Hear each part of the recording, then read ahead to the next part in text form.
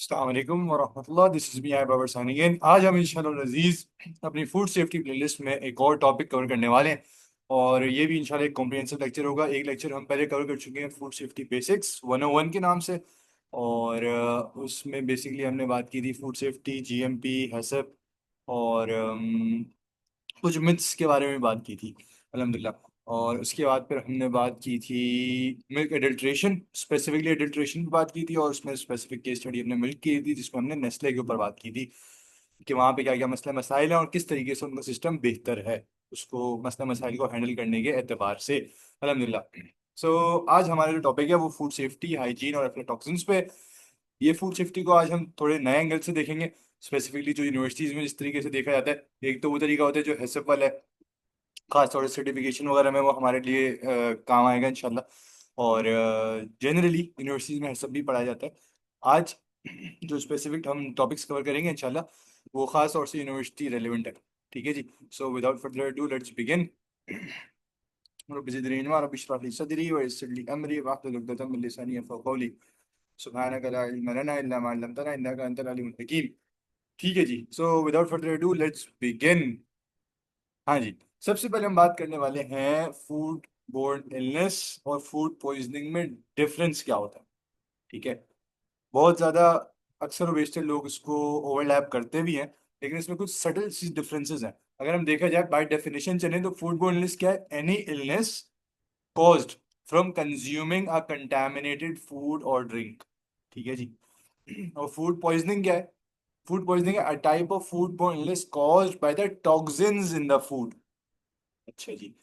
Food born illnesses कोई भी contaminated खाना खाने से होती है। इसमें इन्फेक्शंस वगैरह भी हो सकते हैं, इंटॉक्सिकेशंस भी हो सकती हैं, बैक्टीरिया, वायरसेस, पैरासाइट्स, इन सब चीज़ों की वजह से जो आपके खाने में प्रेजेंट हैं।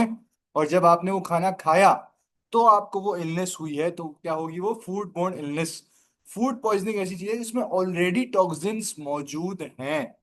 ठीक है। और ये जल्दी रिएक्ट करते हैं क्योंकि इसमें देखें, एक तो वो है कि जो बैक्टीरिया है, वायरसेस हैं, पैरासाइट्स हैं, वो आपकी बॉडी में जब अंदर जाएंगे फूड के थ्रू फिर वो कोई इलनेस कॉज कर रहे हैं। लेकिन फूड पॉइजनिंग क्या है? ऑलरेडी टॉक्सिन्स फॉर्म हुए हुए हैं आपके खाने में। ठीक है। उसके बाद जब वो अंदर जाएंगे तो वो चूंकि ऑलरेडी फॉर्म्ड हुए में तो वो फास्टर रिएक्ट करेंगे। ऑफन ये घंटों के अंदर ये हो भी जाता है, मतलब फूड पॉइजनिंग का जो इफेक्ट है। ठीक है। तो ये डिफरेंस है। इसके अलावा जनरल की डिफरेंस क्या है कि फूड बोर्न इलनेसेस एक ब्रॉड कैटेगरी है। ठीक है। एक अम्ब्रेला टर्म है। और फूड पॉइजनिंग स्पेसिफिकली टॉक्सिन से होती है, तो फूड पॉइजनिंग को उस लिहाज से देखा जाए। इसके अलावा कुछ जनरल सिम्टम्स होते हैं फूड बोर्न इलनेसेस के। जैसे हमने बात की तो उसमें आ जाता है आपका नोजिया आ गया, वॉमिटिंग, डायरिया, एब्डोमिनल पेन, पेट में दर्द हो जाना, फीवर, फटीग, हेडेक, ये सारी चीज़ें हैं जो आपको फूड बोर्न इलनेसेस की वजह से हो सकती हैं। अच्छा जी। अब types of hazard in food hygiene.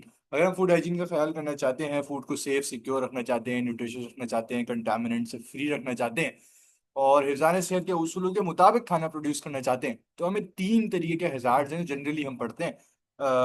Microbial, यानी माइक्रोबायोलॉजिकल या बायोलॉजिकल भी उसको कहा जाता है टाइम्स, उससे बचा के रखना है। बायोलॉजिकल हजार्ड से, केमिकल हजार्ड्स, फिजिकल हजार्ड्स और एलर्जिन से हमें बचा के रखना होता है। तो उसी को हम शायद थोड़ा सा इन डिटेल देखेंगे।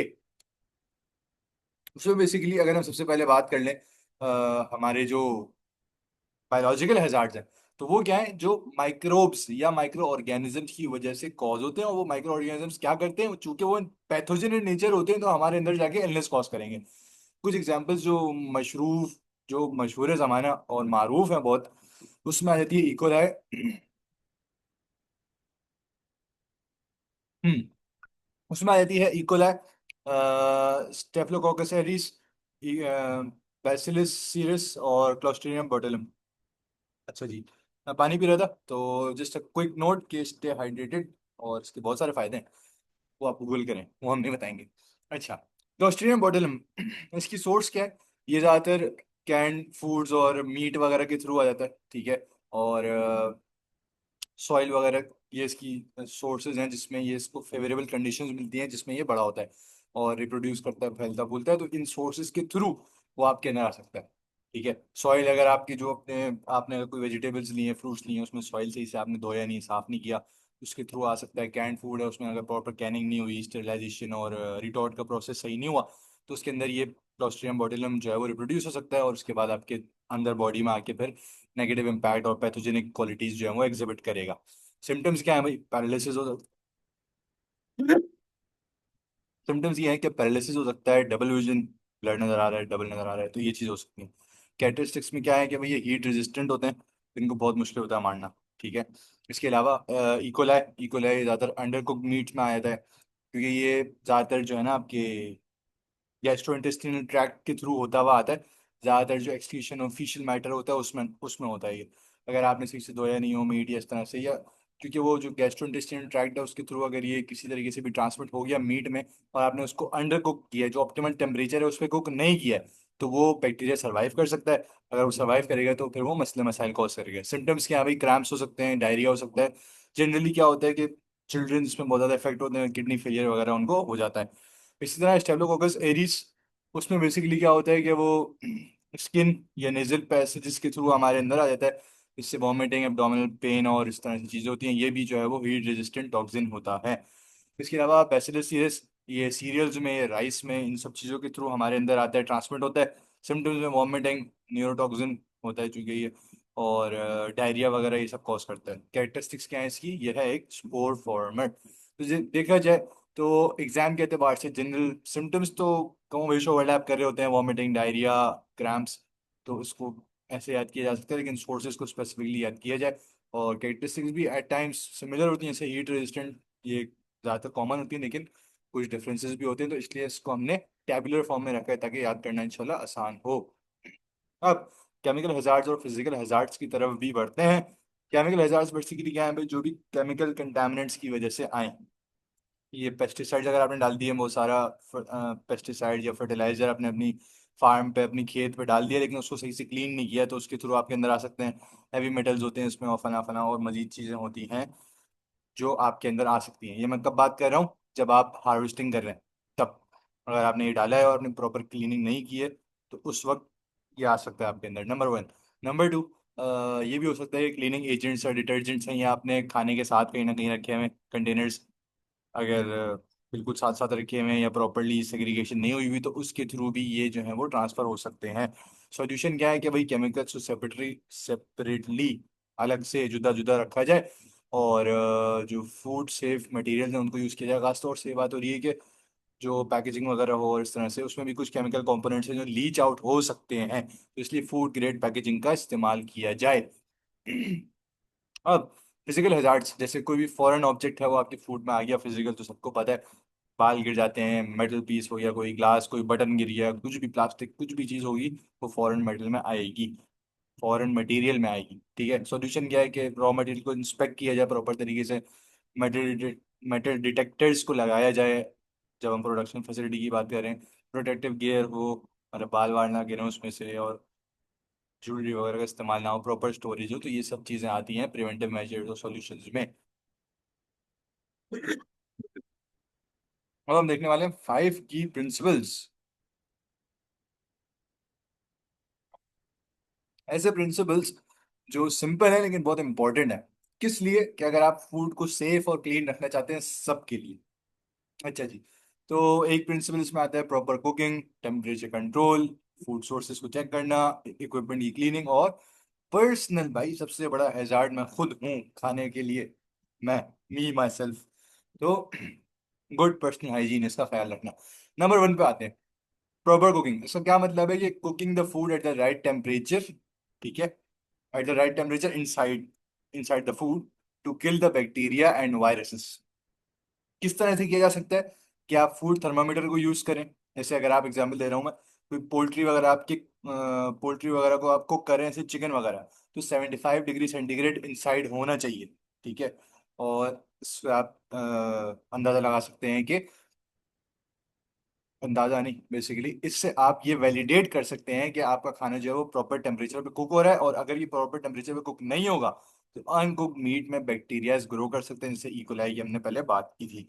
अच्छा जी। और एक और विजुअल एग्जांपल क्या है? कि make sure the meat is not pink, and juices run clearly. तो ये चीज़ भी आपको विजुअली बताएगी कि ये आपने सही से पका लिया है या नहीं। इसी तरह एक एग्जांपल आती है कि कोई बर्गर है जो फुल्ली कुक्ड हुआ है और उसमें कोई पिंक कलर नहीं है, खासतौर से मिडिल में, क्योंकि वो सबसे थिकेस्ट एरिया होता है, सबसे मोटा एरिया होता है। अगर उसमें कोई पिंक कलर नहीं है तो इसका मतलब ये सेफ है, रेडी टू ईट है। ठीक है, तो सैल्मोनेला इकोलाई ये सब जो है वो हाई टेम्परेचर हीट पर मर जाते हैं। अगर आप अंडर कुकिंग करेंगे तो फूड पॉइजनिंग का खदशा है। तो हमेशा से जो थिक एरिया है ना फूड का, चिकन हो गए, बर्गर्स हो गए, उस सबका सेंटर एरिया, उसको लाजमी चेक किया जाए और फूड ग्रेड थर्मामीटर्स को यूज़ किया जाए इसको वैलिडेट करने के लिए।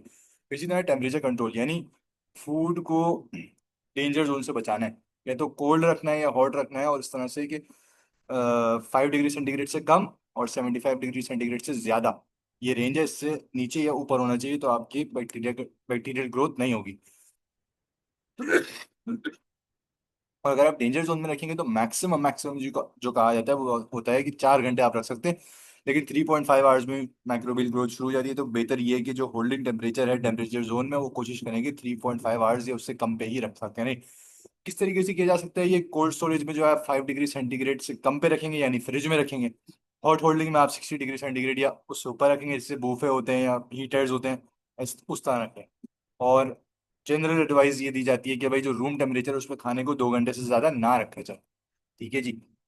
और ये इसलिए है, जैसे मैंने बात की कि वाई इट मैटर्स, इसलिए because bacteria multiply really fast between 5 degree centigrade to 60 degree centigrade, which is called the danger zone. तो इसमें भी आप थर्मामीटर्स को यूज कर सकते हैं ताकि आप चेक कर सकें जो वार्मिंग है वो हो रही है सही से, फ्रिज में कूलिंग हो रही है नहीं हो रही, तो उसको आप देख सकते हैं। इसी तरह क्लीनिंग इक्विपमेंट, यानी जो भी आपकी टूल्स हैं, सर्फेसेज हैं, इक्विपमेंट है, उन सबको सैनिटाइज किया जाए, वॉश किया जाए, क्लीन किया जाए, डिसइंफेक्ट किया जाए, to stop the germs from spreading and growing and reproducing. ठीक है, तो ये इसलिए बहुत इंपॉर्टेंट है।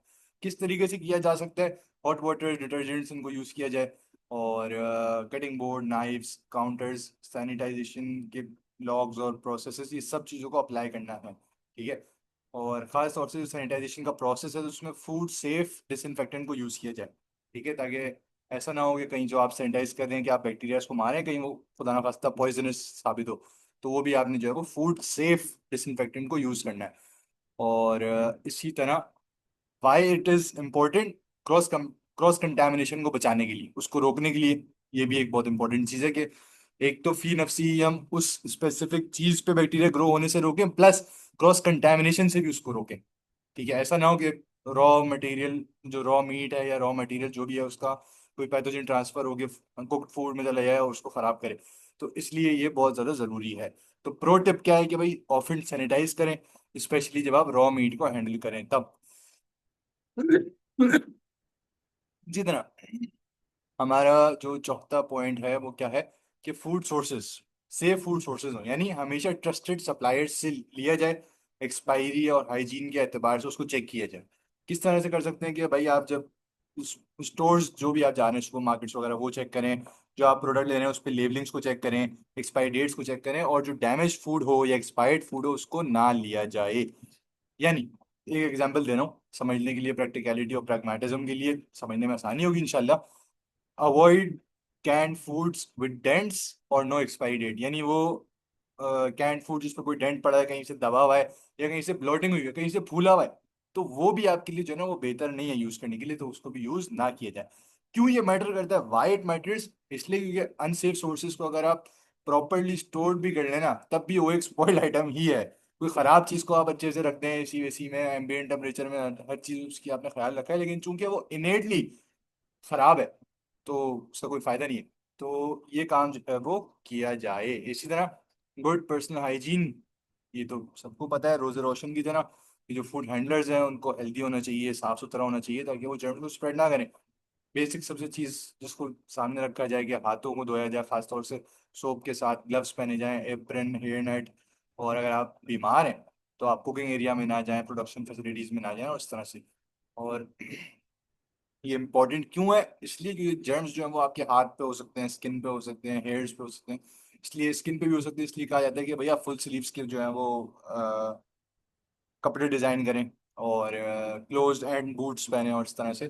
तो वो भी बहुत इंपॉर्टेंट है। खास तौर से एक जो जिस चीज़ का ख्याल रखना है कि हाथों को लाजमी धोना है, कब? जब आपने रॉ मीट को हाथ लगाया हो, गार्बेज को, या आपने टॉयलेट को यूज किया हो। अब कुछ हमारे क्रिटिकल बेसिक्स हैं फॉर फूड हाइजीन। अब आप पूछना चाहिए आपको कि भाई हमने पहले पढ़े हैं फाइव की प्रिंसिपल्स, अब हम पढ़ रहे हैं क्रिटिकल बेसिक्स। तो इसमें कुछ इंपॉर्टेंस और अप्रोच और प्रैक्टिकल एप्लीकेशन के एतबार से कुछ थोड़ा सा डिफरेंस है। हम इंशाल्लाह उसको नेक्स्ट स्लाइड में एड्रेस करेंगे, लेकिन कुछ चीज़ें ओवरलैप हो भी रही होंगी, लेकिन कुछ चीज़ें बहुत क्रिटिकल हैं, जैसे नाम सजेस्ट कर रहे हैं कि क्रिटिकल बेसिक्स और फूड हाइजीन। सबसे पहले इसमें हम तीन एस्पेक्ट्स देखेंगे: टीसीएस फूड्स, और कूलिंग फूड्स, इसी तरह थॉइंग ऑफ फूड्स। तो टीसीएस क्या है भाई? Time temperature control for safety, यानी जो हाई रिस्क फूड है उसमें ज़्यादा ख्याल रखा जाएगा, जैसे मीट, डेयरी, एग, ये सारी चीज़ें हो गई। जो ज़्यादा पेरिशेबल इन नेचर होते हैं, जिनकी शेल्फ लाइफ कम होती है, तो उनको डेंजर जोन का ख्याल रखा जाए, टाइम टेम्परेचर का ख्याल रखा जाए कि डेंजर जोन में 2 घंटे से ज्यादा वो ना हो। इसी तरह स्पीड के साथ उसको हैंडल किया जाए, रेफ्रिजरेशन वगैरह उनकी की जाए। इसी तरह कूलिंग, जब हम कूलिंग कर रहे हैं तो उसका भी ख्याल रखा जाए कि जो एग्जैक्ट टेम्परेचर है वो उसको प्रोवाइड हो। टेम्परेचर, टाइम, ये सब चीज़ों का हमने ख्याल रखना है। इससे फायदा क्या होगा? कूलिंग से आपके माइक्रोब्स मरते नहीं है, बैक्टीरियाज मरते नहीं है, लेकिन उनकी रिप्रोडक्शन रेट बहुत स्लो हो जाता है। हत्ता कि वो समझ लेंगे वो sleep, they go to sleep, वो सो जाते हैं। वो मरते नहीं है लेकिन वो रिप्रोड्यूस नहीं कर पाते। सच अ कूल टेम्परेचर ज़्यादातर जो हमने बताई, जैसे रेंज के 5 डिग्री सेंटीग्रेड से अगर कम पे उसको स्टोर किया जाए, तो it prevents spore germination as well.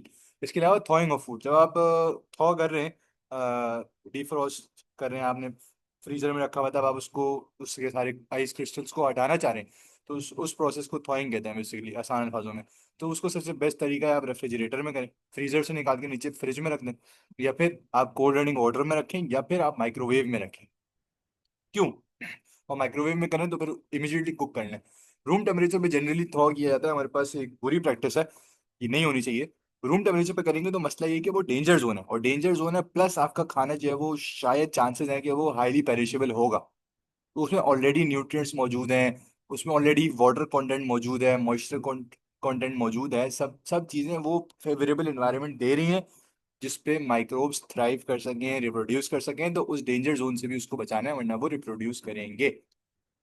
अच्छा जी। अब इन दो चीज़ों में डिफरेंस क्या है भाई? इन दो चीज़ों में डिफरेंस बेसिकली अगर आसान अल्फाजों में बता दूं, तो जो 5 की प्रिंसिपल्स हैं वो जनरल है, हर किसी को उसका ख्याल करना होता है, लेकिन क्रिटिकल बेसिक्स जो है वो ज़्यादातर जब आप किसी ऑडिट इंस्पेक्शन वगैरह के लिए और इंडस्ट्री गाइडलाइंस पे जाते हैं, तो उस लिहाज से 5 की प्रिंसिपल्स का ख्याल आपने इंडस्ट्री में भी रखना है और घर में भी रखना है। लेकिन क्रिटिकल बेसिक्स का ख्याल आपने घर पे भी रखें तो अच्छी बात है, लेकिन ज्यादातर जो है वो इंडस्ट्रियल फोकस्ड है। ठीक है, इसलिए हमने यहाँ बात की है कि it's used in HACCP ISO 22000 food industry guidelines. ठीक है जी। अब ये एक टॉपिक है जो हमने अपनी प्लेलिस्ट में अभी तक क्या कहते हैं उसको, कवर कवर नहीं किया है, तो ये बहुत इंपॉर्टेंट है इंशाल्लाह। एफ्लाटॉक्सिन। अब एफ्लाटॉक्सिन एक बहुत इंपॉर्टेंट चीज़ है, खासतौर से फूड सेफ्टी के लिए बहुत बड़ा हैजार्ड है। तो इसको भी हम इंशाल्लाह अजीज देखेंगे। ये क्या है भाई? ये एक इनविजिबल थ्रेड है बेसिकली। एफ्लाटॉक्सिन की डेफिनेशन पे अगर हम आते हैं, तो एफ्लाटॉक्सिन एक टॉक्सिक सेकेंडरी मेटाबोलाइट है। ये तीन अल्फाज याद रखना है। ये क्या है? Toxic number 1, number 2 secondary, number 3 metabolite. कैसे पैदा होते हैं? ये तो इसकी प्राइमरी डेफिनेशन है। Produced by certain fungi, fungi के मेटाबोलाइट्स हैं सेकेंडरी, फंजाई के सेकेंडरी मेटाबोलाइट्स हैं ये, जो टॉक्सिक इन नेचर होते हैं। ठीक है जी।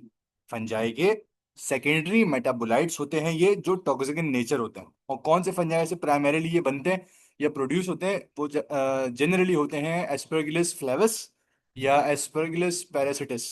ठीक है, इनकी वजह से ये प्रोड्यूस होते हैं। ये होगा इसकी डेफिनेशन। की फीचर्स क्या है? ये कार्सिनोजेनिक यानी कैंसर कॉजिंग होते हैं। इसी तरह हाई कुकिंग टेम्परेचर पे भी ये मरते नहीं है। इसी तरह अपीयरेंस में ये जो है इनविजिबल होते हैं, टेस्टलेस होते हैं, तो इनको डिटेक्ट करना भी मुश्किल होता है।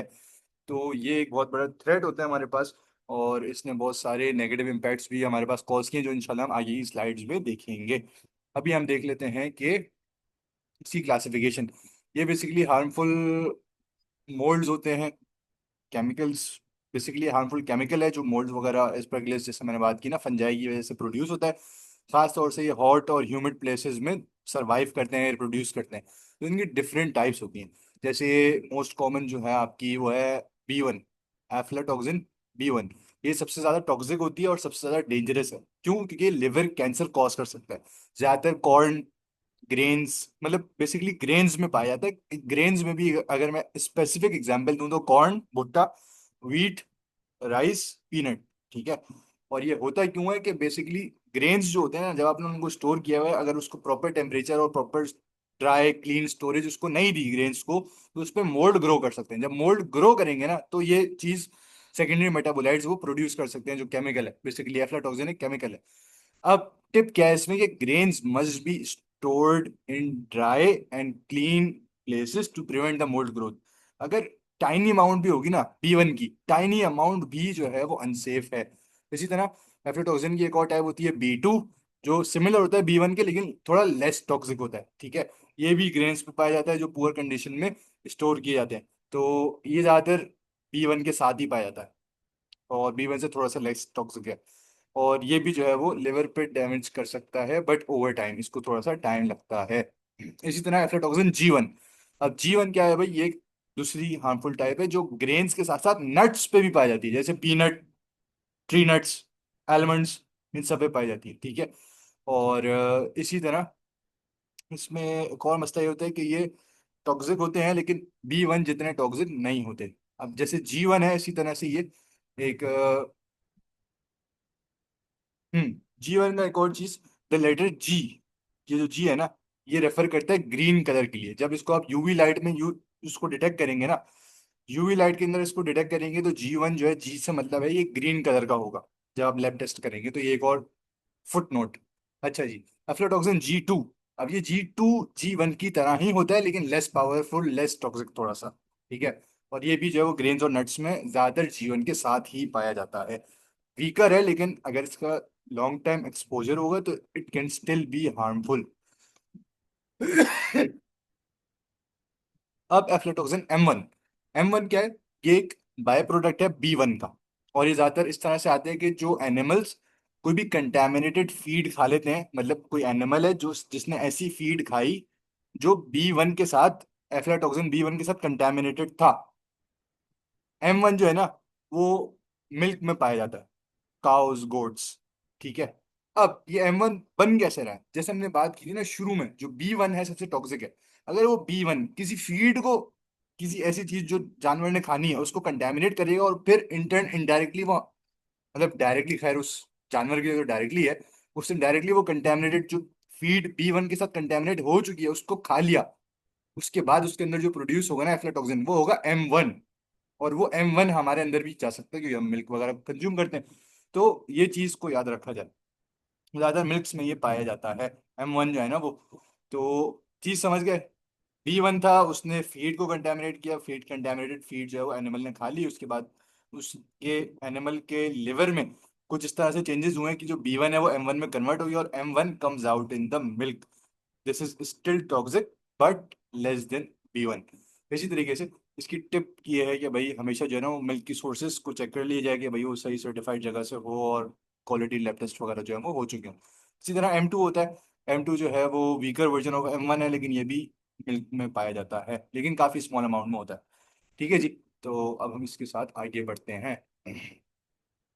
हमने पिछले माइंड मैप में क्लासिफिकेशंस कर लिया अल्हम्दुलिल्लाह। अब हम देख रहे हैं हेल्थ कॉन्सिक्वेंसेस। अगर हम इसको तीन तरीके से क्लासिफाई करें कि भाई एक्यूट डिजीजेस, क्रॉनिक और अदर इफेक्ट्स। बेसिकली एक्यूट ये है कि शॉर्ट टर्म, जल्दी जो आपको इफेक्ट आएंगे वो वॉमिटिंग हो सकती है, पेन हो सकता है, abdominal, liver damage, possible death. लेकिन जो लॉन्ग टर्म है उसमें ये है कि आपका कैंसर कॉज कर सकता है। ठीक है, कार्सिनोजेनेसिटी, खास तौर से लिवर में कैंसर। इम्यून सिस्टम आपका जो है वो उसको खराब कर सकता है, उसको, उसकी अफादियत को कम कर सकता है। और इन्फेक्शन ज़्यादा से ज़्यादा होंगे तो आपका इम्यून सिस्टम जो है वो सप्रेस होना शुरू होगा। इसी तरह आपकी ग्रोथ जो है वो, क्योंकि लॉन्ग टर्म है, क्रॉनिक है, क्रॉनिक का मतलब होता है लॉन्ग टर्म। लॉन्ग टर्म अगर आपको एक्सपोजर हो गया खुदा ना खास्ता एफ्लाटॉक्सिन से, तो आपकी ग्रोथ जो है वो रुक सकती है। इसी तरह अदर इफेक्ट्स में याद है कि रिप्रोडक्टिव इश्यूज भी आ सकते हैं, और कॉन्सिक्वेंटली बर्थ बर्थ डिफेक्ट्स भी आ सकते हैं। इसी तरह इसके कंटेमिनेशन के कुछ पाथवेज हैं, कुछ डायरेक्ट हैं कुछ इनडायरेक्ट हैं। डायरेक्ट जो है वो maize, peanut, tree nuts, cotton seed, spices, milk.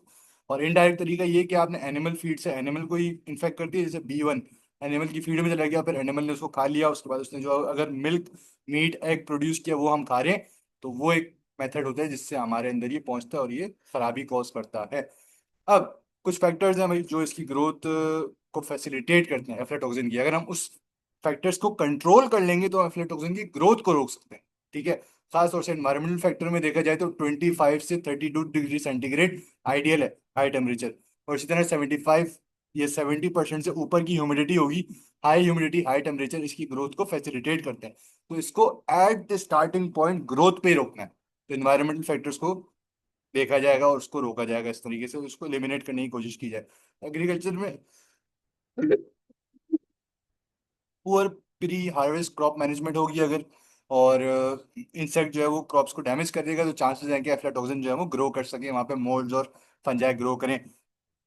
अगर इंसेक्ट ने क्रॉप को डैमेज कर दिया या आपकी जो प्री हार्वेस्ट क्रॉप मैनेजमेंट है वो अच्छी नहीं है, इसी तरह से जो है वो सिवियर ड्रॉट वगैरह आ गए हैं, ड्रॉट्स की वजह से आपका जो हार्वेस्ट है वो खराब हो गया, तो भी फंजाई को चांस मिलेगा कि वो अपने सेकेंडरी मेटाबोलाइट्स को प्रोड्यूस करें। और इसी तरह पोस्ट हार्वेस्ट, ये तो एग्रीकल्चर में हमने प्री हार्वेस्ट चीजें देखी, इसी तरह पोस्ट हार्वेस्ट में ये है कि आपने ड्राइंग नहीं की सही से, इनएडुकेट ड्राइंग है, स्टोरेज प्रॉपर नहीं है, यानी अनसील्ड बैग्स में रखा हुआ है, या अजीब मॉइस्चर सी या वो कीचड़ डैम्प जैसी कंडीशंस हैं। और इसी तरह जो प्रोसेसिंग है, जो ट्रांसपोर्ट, जो लॉजिस्टिकली आपने ट्रांसपोर्ट करना था वो डिले हो गई, या आप जा रहे थे, आपका ट्रक जा रहा था लॉजिस्टिकल जो भी ट्रांसपोर्टेशन के लिए, उसमें बारिश हो गई, तो मॉइस्चर कंटेंट आ जाएगा, तो वहाँ पे एफ्लाटॉक्सिन की ग्रोथ हो सकती है। तो इन सब चीज़ों से बचाना है। मेन चीज़ क्या है कि ड्राई और ऐसी जगह पे रखना है कि जहाँ पे ड्राइनेस हो, प्रॉपर स्टोरेज हो, सील्ड हो, तो वहाँ पे इनकी ग्रोथ नहीं होती है। ड्राई रखना है और प्रॉपर स्टोर करना है, मेन चीज जो है वो ये है अगर हम पोस्ट हार्वेस्ट देखें। और प्री हार्वेस्ट में ये है कि जो इंसेक्ट्स वगैरह जो है वो अटैक ना करें, जो क्रॉप मैनेजमेंट है वो अच्छे से की जाए, प्लस जो क्रॉप रोटेशन के मेथड्स होते हैं उसको अप्लाई किया जाए, और इसी तरीके से हम इसको इससे मिटिगेट कर सकते हैं। ठीक है जी। सो अल्हम्दुलिल्लाह, विद दैट सेड, आज का हमारा टॉपिक फिनिश हुआ। आपसे मिलते हैं इंशाल्लाह एक नेक्स्ट वीडियो में। This is me I Babar signing out. Take care. अल्लाह हाफिज।